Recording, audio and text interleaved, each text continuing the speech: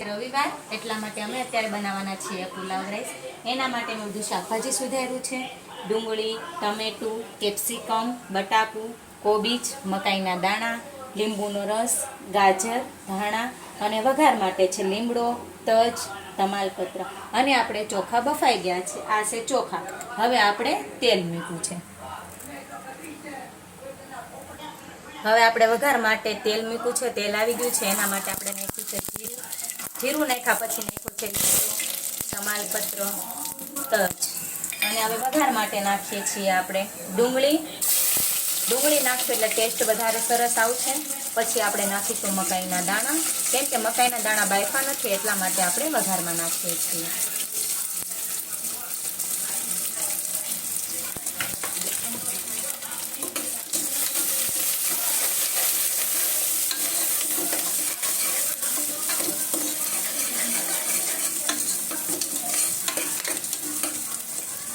હવે આપણે નાખીએ છીએ બટેકું। બટેકું તે બાફા વગર નાખ્યું છે એટલે તેલમાં થોડુંક સંતળાઈ જાય।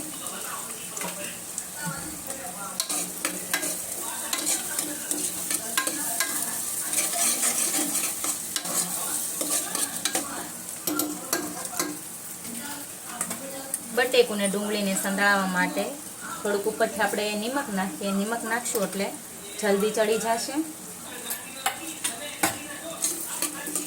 પછી 2 મિનિટ માટે એને સતળવા દઈશું। હવે આપણે થોડુંક બટેકું ને ડુંગળી સંતળાઈ ગયું છે એટલે આપણે કોબીજ નાખીશું। પછી કેપ્સિકમ નાખીશું અને ટામેટું નાખીશું।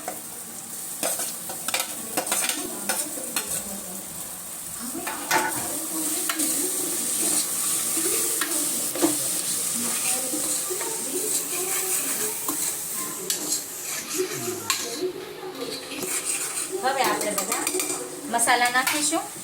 મસાલામાં છે હિંગ છે, હળદર છે। હળદર આપણે પીળા બનાવો હોય તો વધારે નાખવાની, લાલ મરચું નાખીએ તો ઓછું નાખવાનું। ધાણા જીરું પાવડર છે, પુલાવ રાઈસનો મસાલો છે,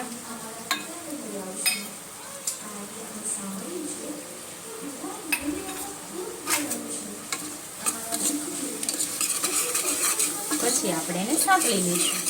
જો તીખા બનાવવો હોય તો લાલ મરચું પાવડર નાખવાનું, જો મીડિયમ ખાતા હોય તો પુલાવ રાઈસનો મસાલો છે ચાલો। અમારે થોડુંક તીખું ખાય છે એટલે હું મરચાં નાખું છું થોડા। પછી બધું વેજીટેબલ સાંતળી લેવાનું।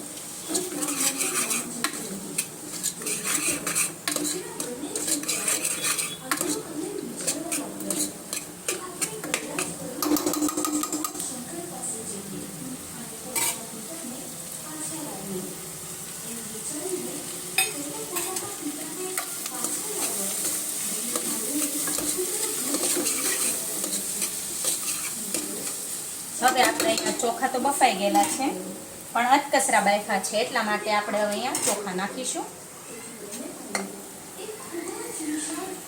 અને એમેય તે સરસ બફાઈ ગયા છે બધા છૂટા છૂટા।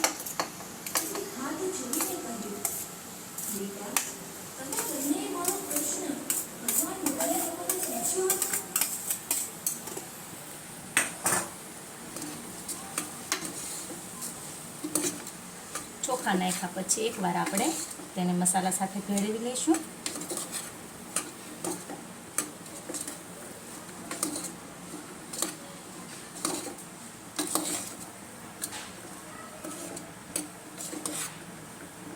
એટલે બનવાના છે આપણા ખૂબ જ ટેસ્ટી એવા પુલાવ રાઈસ।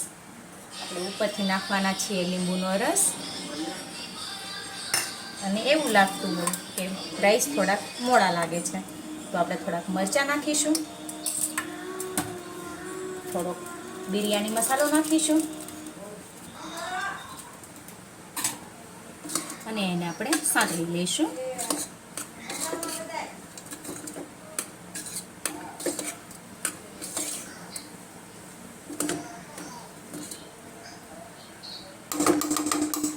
ખૂબ જ એવા ટેસ્ટી બની ગયા છે। હવે આપણે થોડુંક પાણી લઈશું।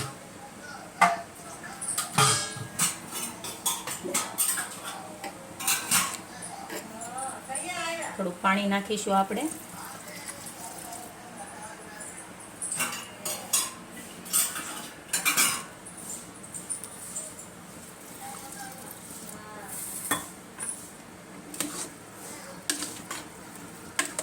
પાણી આપણે બહુ વધારે નથી નાખવાનું, કેમ કે આપણે ચોખા પહેલાં બાફેલા છે. થોડુંક ખાલી એક વિસલ પડે એટલું પાણી રાખવાનું છે ખાલી, નકર પછી ચોખા છૂટા નહીં થાય. હવે આપણે ઉપરથી ધાણા સ્પ્રિંકલ કરશું, એટલે એનાથી ખૂબ જ સરસ ટેસ્ટ આવશે.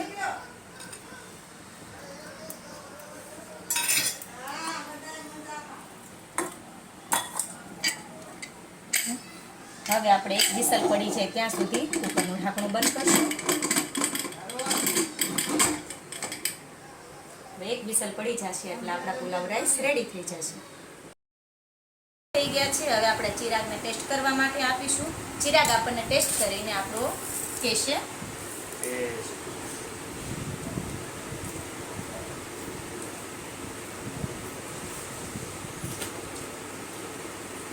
બહુ સરસ બન્યા.